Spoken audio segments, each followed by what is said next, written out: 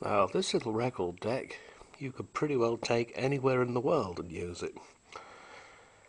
It was made by Philips for Boots, the chemist chain here in the UK, probably in the early 70s.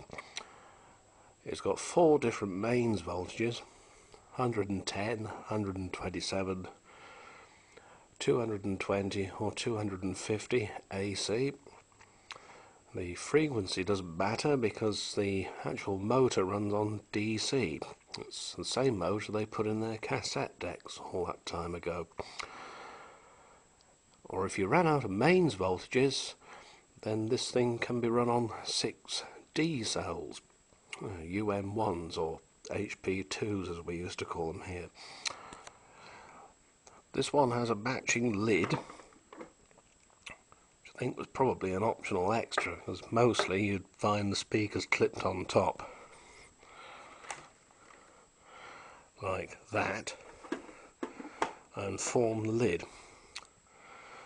The speakers are the peculiar inside-out type where the magnet is on the front of it, so it drives backwards. And Philips made quite a lot of stuff like that. This set was made in France, as seems to be the case for a lot of record decks made by Philips at that time. And it was in a pretty awful state when I had it. The motor and idler and turntable were all seized and needed quite a bit of TLC to free them. The rheostats for volume, balance and tone were all crackly. You only had to touch it and you'd lose channel or you'd lose sound completely.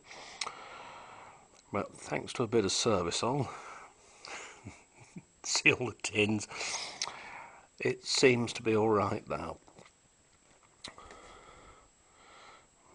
Give it a blast and see what it sounds like. It doesn't sound too bad actually. It's nothing fancy, you have to do that to start it.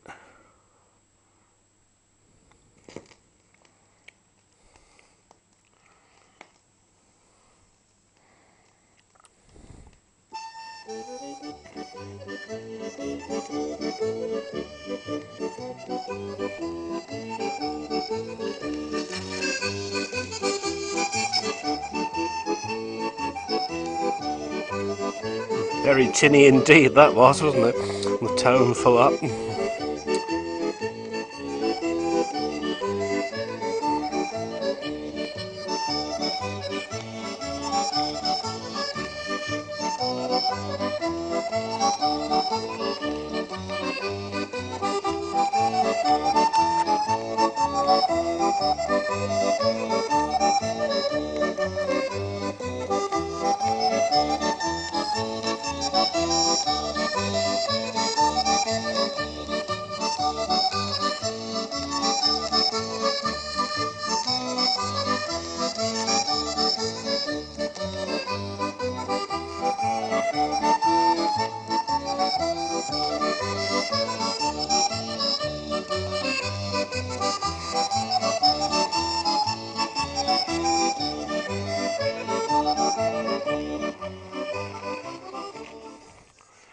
Still a wee bit on the crackly side, isn't she?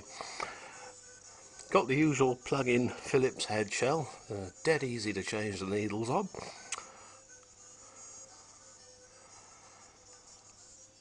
There's no elegant way to stop it, you just lift the arm, push it to the middle of the record, and ka-chunk, that's it.